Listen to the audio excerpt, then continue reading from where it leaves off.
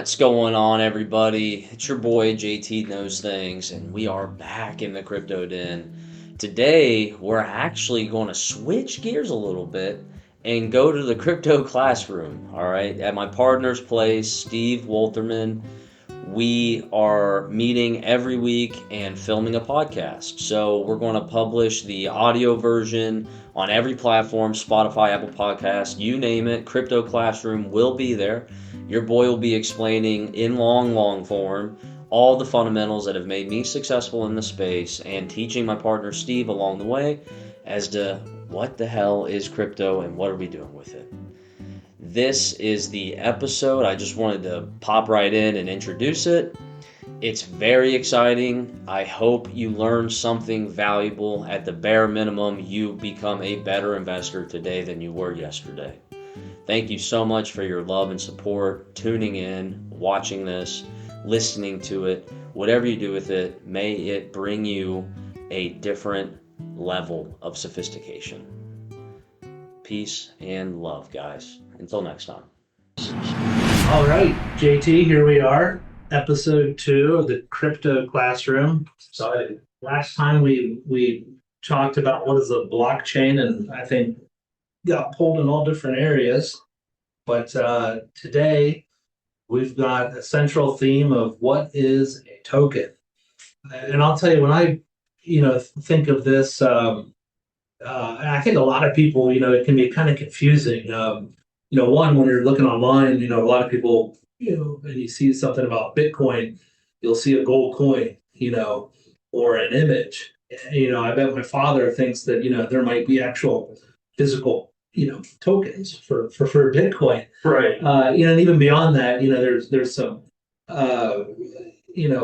concepts that are kind of difficult for people without, real technical background to understand that, for instance, you've got something like Ethereum, this project, if you will, yet, it has its own token ETH. So let's jump right in and, tell us what a token is and how to get there. Okay, so no different than the first episode. We got to kind of pick back up where we left off. And that's understanding the key differences between Web 2 and Web 3. If you don't know what I'm talking about, I advise you go listen to the previous episode. It will give you a lot of in-depth insight as to what I'm referring to here. So in Web 2, we have the Internet of Information, right? We talked about how that is the first iteration of the internet, where we're really just passing information in between one another, like Microsoft Word, for example. I could type down an itinerary and then email it to someone, and I've sent information to another user. The email is a file that ends up on a server that could be stored in a folder, like when you open up File Explorer on your computer, and you have like the ending .doc, right? That's a Word doc. Right. .docx, that's a app-enabled Word doc. There's all these different file types, right? In Web 3, we're moving value across the internet, not information anymore. Tokens are the same as files were in Web 2, but instead of information, well, I guess including information, we're also able to move value with tokens. So their function is an evolution of the file, essentially. Some of the key components that make it different than just a standard file is going to be innate in blockchain, and that is encryption. Encryption, if you guys don't remember from the last episode, is the process of adding, is simply put, a password onto things that cannot be breached by a human, ideally. And it's the core of crypto, right? Crypto is short for cryptography, which is the area of study in computer science for encryption. So it's all about just protecting the stuff encapsulated inside of a token. Specifically, a token can be used to transmit any amount of value and information. So just when you are speaking of transferring value, my mind jumps to money. Right. Right. And that's a logical step. Okay. And I understand you're talking value beyond money. Yeah, I'm talking more about like the fundamental, or I guess the idea of value, right? Mhm. Like um, a valuable piece, I guess just a piece of value could be your vote in a municipal ballot Mhm. or your driver's license, or it could be chips at a poker table. We assign value to virtually everything if it has value, you know? So it really, I guess it is in the eye of the beholder in that sense. Different blockchains assign different values to their tokens, and they all serve different solutions to different problems in that way. Mhm. So almost like if we're talking about Ethereum, as an example, and all of the files that are being transferred on that platform, would another way to say be the more use and the more people that are using it and the more information that is on that platform, the more valuable the platform is. And, a token or whatever they've, captured into a small portion of that platform, that value is tied to that activity, to the use of the platform. So they can be, in Ethereum's case, yes, Ether is a representative share of that entire network, no different than how perhaps stocks work in traditional finance. Because Ether is the currency used to process transactions. Whenever you want to send an NFT to a friend, or you want to buy an NFT, or you just want to move monies in between your wallets, you're going to pay gas, which is how people that support the Ethereum network get paid. That's the financial incentive for them to run validator nodes, which can be a whole nother episode. But essentially, Ether is the token we use to navigate a blockchain. And not always, but most of the time, a token on top of a blockchain does represent an equitable portion of the total value locked on that network. Ethereum's market cap right now is probably 160 billion or so. One ether is $1,600 roughly, and there's hundreds of millions of ether floating around out there. 30%, I think, is reserved for the uh, the foundation, which is just a not-for-profit organization that runs Ethereum, the blockchain, and then the other 70% of what you and I exchange hands to do things. So, what is a token? Maybe Bitcoin, would be another good starting point, to get into that, because Bitcoin is just a token, correct? Yeah, so in Bitcoin's situation, yeah, there's Bitcoin, the token, and there's still Bitcoin, the network. The network is the miners that we talked about in the first episode. They are all validating transactions, doing their thing. They are also paid in Bitcoin. Is you in the same situation, you have the token being used as a currency in commerce, except we're talking about computers and not people. One of the things that make money is that it's used to exchange value. There's value in storing your transactions on Bitcoin. There's inherent value there. And for you to do it, you have to pay Bitcoin. You have to pay in Bitcoin. And that's part of the currency behavior that these tokens have that works. Uh, Specifically, though, like the Bitcoin, I really want people to understand this. When you send one Bitcoin to a different wallet, it's like emailing that Word document, right? Instead of using the SMTP protocol on the internet, which is what we use to send emails, which was developed by strangers online, but that's what we use to send emails. We're instead using the BRC protocol, BRC20, to make a token called Bitcoin that we can then send. The interesting thing about it is there's no copying, there's no pasting, there's no duplicates.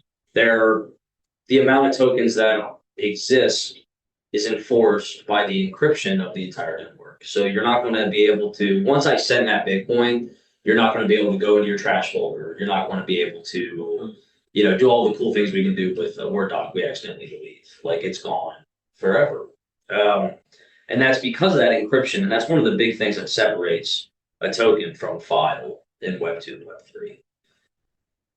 And inside of a token, at least on Bitcoin's case, there's not much, it's a very rudimentary system. So there's not a lot of like information there. There's going to be like the wallet that started a transaction. It's going to be timestamped. It's going to have the block ID, so whichever block it was published in, and a bunch of other information. So it's not that exciting. But in NFTs, for example, on top of Ethereum, now we're getting into some interesting token ideas. Like the 20, remember I talked about .doc, that's a Word doc, Yeah. right? .ppt, that's a PowerPoint. In Ethereum, you have ERC, Ethereum request per comment is what that stands for. But you can just look at ERC as a file type, we'll call it that. And then there's a token type after that. So ERC means Ethereum, BRC would be Bitcoin, SRC would be Solana, right? So that identifies the network. And then on top of that network, there's going to be a token type. 20 is a fungible token. 721 is a non-fungible token or an NFT. 1159 is the combination of fungible and non-fungible, which is exciting. But as you can see, there's different token types in one network because Ethereum is inherently different than Bitcoin. Ethereum is a smart contract platform, while Bitcoin is just a computing platform. Maybe we'll take it down a step because I feel like Okay. I'm a little confused. I have a tendency to do that. Okay. And let's walk backwards a minute. And I do want to get back to, what are the differences really between Bitcoin and Ethereum, or Bitcoin and probably any other asset that we're going to talk about in these talks. To start with Bitcoin, we're I think trying to answer the question, what is a token? Let me ask this. There, over time, we've come into, we have dollars now. We've got US dollars. At one point that was, way back when, I think, on the silver standard, gold standard, now just the full faith and credit of our government, for what that's worth. Right. And so, but like, let's say it's, we're on the gold standard, 50 years ago. There's Fort Knox, wherever we keep all of our gold. We've got some supply of gold, and we're going to issue paper currency, and this is, representation that, we're not going to have you carry around the gold. It's really heavy. It's awkward. That doesn't make a lot of sense. But we'll, give you this paper. It represents that you own, $50. Okay. Sure. And it's backed on, the precious metal that's in a, underground somewhere. Okay. Yep. So can you compare that to Bitcoin? Bitcoin, I own Bitcoin, you own Bitcoin, and, I log on to my Coinbase account, and I can see how much, in dollars I have of Bitcoin every day as it goes up and down. What is, that token that I own is issued off of what? It's not gold being held by the government, for Knox, but what is it? So that token that you've bought is a piece. Actually, no, I'll do an analogy. Let's say, and this is true. There's a certain amount of water on this earth. Mm-hmm. What you've effectively done is you've went to the beach. Maybe you had to pay to get to that beach, and then you scooped up your own little bottle of seawater from the Atlantic Ocean, and then you're keeping that to yourself in a sense. Like Bitcoin is a network, that's the ocean. There's only a certain amount of Bitcoin that'll ever exist in the history of mankind. Compared to gold, there's a finite amount of gold. Absolutely. It's worth something. Absolutely. Okay. Yeah. If that ocean water is worth something, it's really bad times. So maybe the gold's digital gold. Yeah, well, the aspect of related to gold is there's a limited supply, and it does cost. There's entropy involved. It costs energy, resources to produce. That's the miners, right? If I want to go get, let's say I had a $1 trillion debt as a country, and I needed $1 trillion of gold, I need to put hundreds of billions of dollars of equipment, mankind. I mean, I gotta farm the land to get the gold. I mean, there's a lot of process. It's no different than Bitcoin with the miners. That's the same kind of idea. That's why they're called miners to begin with, to relate the entropy of that financial system. Because without entropy, you don't have a currency, and that could be a whole other episode. But you need to invest energy to assign value to something. Gold could be directly related to the cost of acquiring gold, plus whatever margin it is to issue it, and that's why it's a good currency amongst other things. So when you buy that Bitcoin, you are effectively taking a little piece of gold out of the ground and putting it in your safe and saying, this is mine. And the only way you can take it is if you learn my keys, and the only way you can learn your keys is I'm an idiot and I can, or you have me at gunpoint or some kind of crazy scenario. But ultimately what you're doing when you buy that token is you are just chipping off a little bit of that supply with the some people with the anticipation that it'll go up in value. Others would rather just have Bitcoin instead of the US dollar due to its deflationary behavior like we're discussing, right? There's only a certain amount that will ever exist. And you touched on before, there's, a finite of water, I suppose, finite, certainly amount of gold, and there's a finite amount of Bitcoin, because there's only going to be so much Bitcoin, so like program would be, a finite source. And it's immutable. No one can change that. No one has a controlling interest of that network. No one can change those parameters. It is, as long as there's an incentive for people to mine and approve transactions on that network, it'll exist to the end of time. And so, roughly speaking, and you can fill in the details here, was that every 4 years, there's a halving. So X number of Bitcoin will be available. They have to be mined. Again, mining, in this context means you've got people on computers, or you've got computers that are solving the algorithms, proving transactions. Correct. And as those algorithms are solved, the miners are rewarded with Bitcoin, and their reward gets halved every 4 years. Okay. So these aren't the real numbers. I have my research and interest spread across hundreds of assets, so I'm not a Bitcoin maximalist at all. I'm more just a technologist. So, but if you want to look at the actual numbers, I'm sure Masari is a great place for it. But I'm just, for this example, we're going to say in 2009, you got 10 Bitcoin for approving a transaction when there was only 4 people on the network. And from 2009 to now, it has been halved every 4 years, reducing the mining rewards pool and its issuance, or how much free flowing Bitcoin is out in the world. Every 4 years that gets halved. So we have extreme deflation, which is really good for the value of that asset, right? If I were to tell you there was going to be half as many dollars in our country in the next 4 years than there is today, if you're smart, you would go buy things that are worth a lot of dollars because they're going to probably quadruple in price. And that seems to be what happens with Bitcoin roughly, right? Shortly after a halving, the price increases dramatically. And circling back to the reason that's important to understand is that token. All of that activity we've just described assigns value to that network, captures it, and then is stored inside of that token. Okay. So that investment into the hardware, Yeah. the reward, all of it is inside of that Bitcoin token.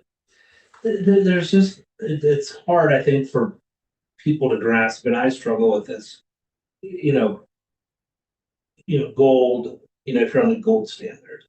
Um, Gold is historically a valuable commodity, precious metal, Certainly. Shiny, it looks pretty, Right. It feels good to carry, it's heavy, it's rare. There's some intrinsic value, or at least we put that value on it. Where's the value, how's the value generated in It goes back to that entropy. Okay. Right? We've never been able to just pick gold off a tree with no effort, right? Right. California gold rush, like thousands of people died trying to get the equipment to California. Wagons, tools, equipment. That's all entropy. Lives, yeah. That's resources and energy going into the acquisition of this material, this metal. And that's the first thing that makes anything valuable. We taking a step back real quick, like you're an attorney, you create valuable files all day. What's the most valuable Word document that you emailed? Right? Sure. I mean, millions of dollars probably for a different acquisition or merge, whatever you're working on. You literally just typing into a Word document and then emailing that has been assigned a lot of value because the context. Mm-hmm. Also, the entropy you put into that document, you had to invest your time, which is worth something, into that document. And then someone had to pay that, which made that document valuable, right? It's the same thing. Value is assigned through the insertion of resource or energy is a good way to look at it. And again, for those listening, I'm a fundamentalist. I try to break things down into the first principles as much as I can.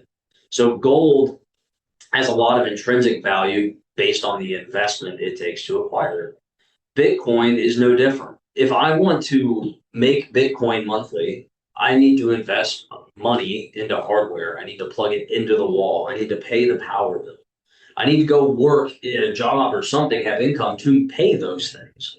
That's a lot of energy and circulation of US dollars or whatever your nation state currency is, your fiat. It's a lot of resources being put into the network that then is distributed across all of these tokens. So it's the same principle that makes gold valuable, that makes Bitcoin valuable. The appealing thing when comparing the two is going to be ease of use. It took you 5 minutes to get a Coinbase account and buy a little bit of Bitcoin. Right. If I wanted to go out and get my own gold, it'd be a lot. It'd be a big endeavor. I wouldn't even know where to begin with that. I'm a computer guy. I don't know. Yeah. Be heavy. How do you get it, move it around? I gotta dig it. They got a TV show about how difficult it is to dig it. I mean, that's a lot of money they got digging it. Big holes in the ground, huge machinery. They're probably up to their eyeballs in debt. That's why gold is so valuable. So, Bitcoin as a token are all tokens and crypto. Are they all the same? Are they, how do we best kind of categorize? If Bitcoin, and I'll, say that I've at least heard this many times over and have come to believe it. If crypto is kind of the gold standard of Bitcoin is the gold standard of crypto, how do we look at other tokens? So it all depends on who you talk to and how you see it all playing out across 5-10 years. I personally believe that Bitcoin is not that exciting for the technology. Like, it's very slow, it's old. You need to plug something into the wall. Like, and to stop you there, but in 2009, that technology was novel. That very was something new. That was something exciting. And the idea still is very novel. Bitcoin as we know, time over time, it'll just be improved, improved, improved. Correct. Right. So what was new, novel, exciting, and why was it? It's the idea that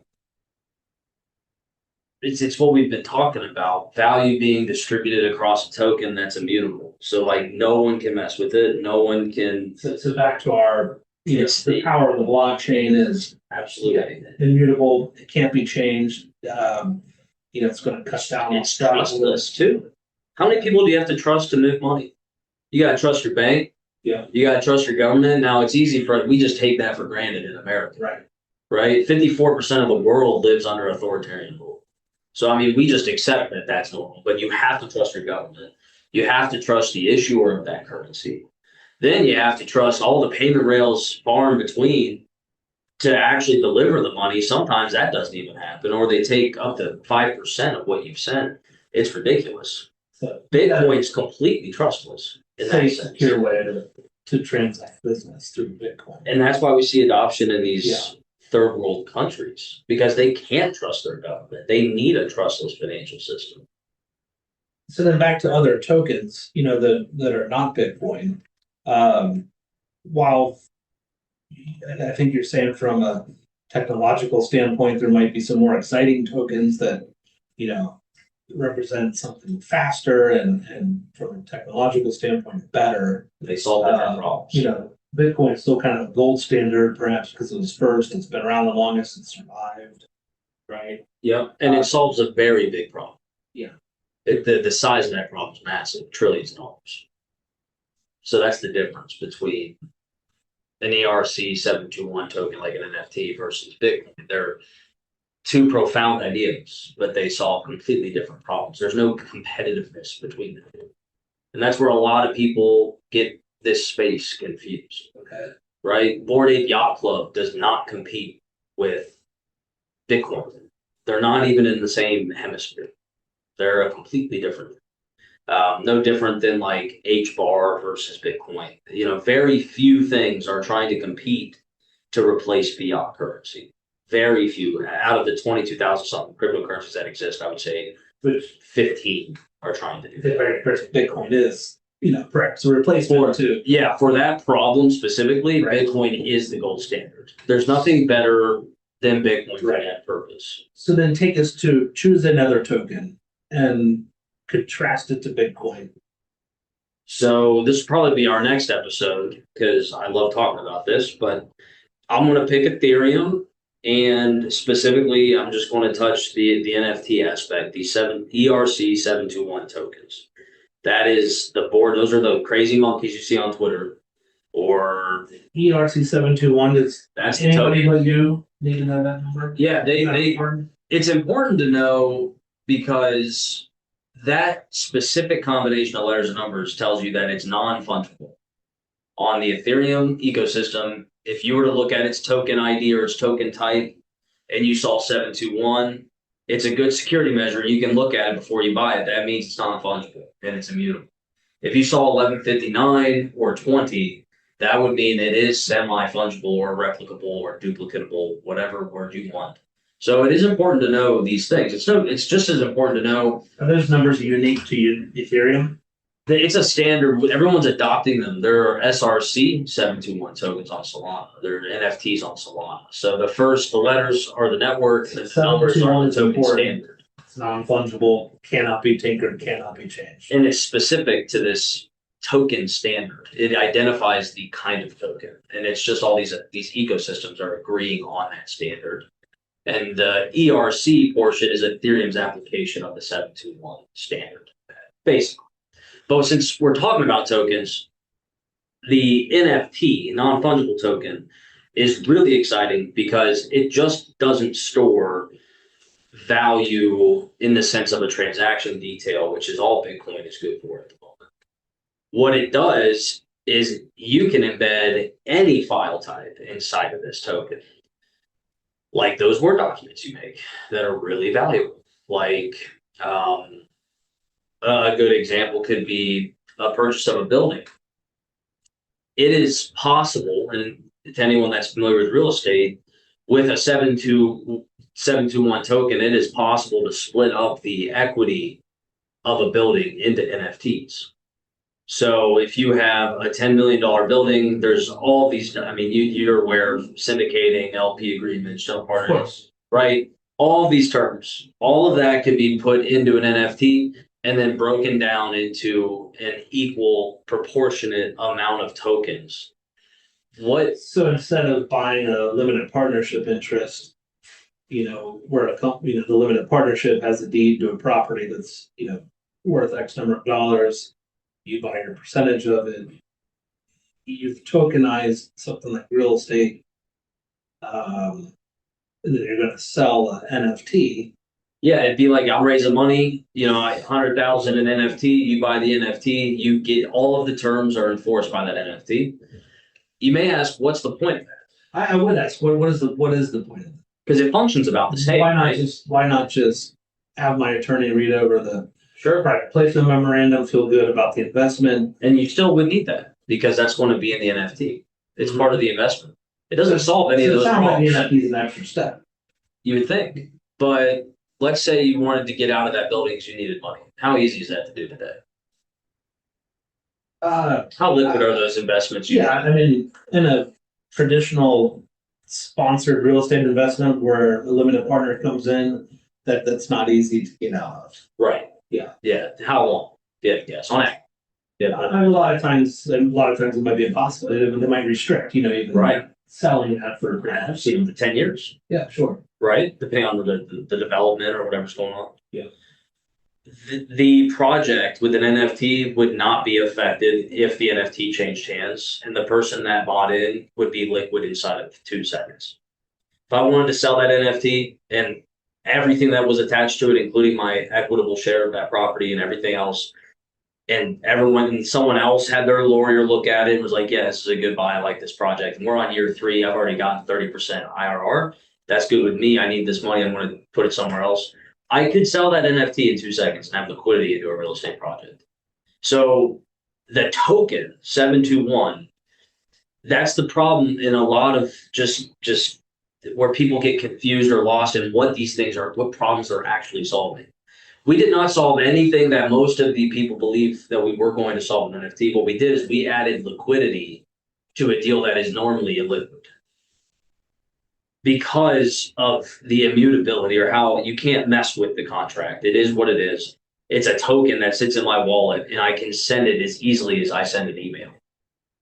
And that's the power of blockchain. It's the ability to transfer value across the ethos, the internet. The same way we have been transmitting information the past 30 years, we can now do it with value. The equitable share of that real estate project, that is valuable.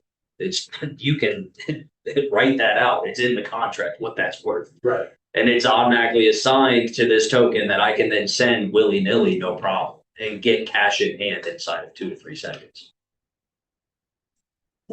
Take me through, you mentioned before what's the ape? The Bored Ape Yacht. Yeah. I think a lot of people have seen that. I hadn't even seen that, not really knowing what it is. I mean, that's a token. Yes. It is. That's an NFT. It's an ERC 721 token, okay. Same as that real estate example. What is, what might that sell for? I mean, aren't these selling for millions? Millions, and it's an image, It started off as a promise. Yeah. That's all it was. A promise with some pictures that was enforced by code. The promise was, if we sell all 10,000 of these pictures, we will buy a yacht. And if you have one of these NFTs in your wallet, you can have access to that yacht at any time. I did not know. Yeah. It was started off as a promise. It was $800 in an NFT. Who's we? We will buy a yacht. Yuga Labs. It's a company. Okay. They just said, I wonder if the internet will crowdfund the purchase a yacht. Yeah. That was it. Okay. So if you're bored ape is a word used to describe someone. So they did that without knowing what it would sell for, how much it would bring in? No, they had 10,000 pieces of art at $800 a pop. Okay. Gotcha. $8 million. Yeah. They're like, we can buy a yacht with $8 million, right? And then they get 10% royalties on any ape that exchanges hands after that point. So the initial sale got them the yacht. The recurring sales bought a hotel. It bought a bar. It bought multiple supercars. Were they producing more? No, that's just the exchange. This is the initial. That's utilized revenue of the collection trading. As they get traded and sold from person to person, they're selling for more. Correct. Because they keep adding value to the collection, because instead of just owning a yacht, they now have a hotel. And then the people that own this have sense. Yeah, you cannot get access without them. Not only. And then that becomes its own little club. Yeah. Is this what Shaquille O'Neal and certain people? Yep. Ellen, Eminem. You put these on your social media tags. It's kind of almost a status. Absolutely, it is. I mean, if you pay $250,000 for a profile picture, I think you'd want people to see it. Yeah. Basically, to let them know that you do have a yacht, and you do have an exclusive penthouse hotel, and you do have access to a 4-star restaurant in Dubai, and like all this other stuff. Like, you are that person, and you want people to know they can't afford it. Basically, that's why we buy those things to begin with. What happens with the yacht 6? I guess they buy a new one. They have about $10 billion a year in revenue. They have 9 collections now, so they just buy another one at this point, And no different than, that same 721 token being used in a real estate deal. Right. Right? That same concept, that fundamental principle, is being applied to the collective assets that a company owns and being distributed to whoever owns that token. No different than Bitcoin's value being distributed to whoever owns that token. The name of this game is accumulate tokens. Mm-hmm. If you believe the value of that network it is associated to will increase in value over time. So the same goes for Solana, the same goes for ETH, the same goes for, absolutely, all these others. Okay. All right. I think that's it for this one. We're getting close on time. Guys, thank you for tuning in and learning more about tokens. Hopefully, you are able to extract something valuable and make better investment decisions in your journey through crypto. Thank you. Thank you. It's your boy JT Knows Things, and I'm back to give you those sexy disclaimers. Everything in this cast cannot be interpreted as financial advice, legal advice, accounting advice, and pretty much any other advice that you may or may not be gleaning from the episode. We are simply documenting all of our research for an educational purpose only. We thank you so much for tuning in and your support, and until next time, see ya.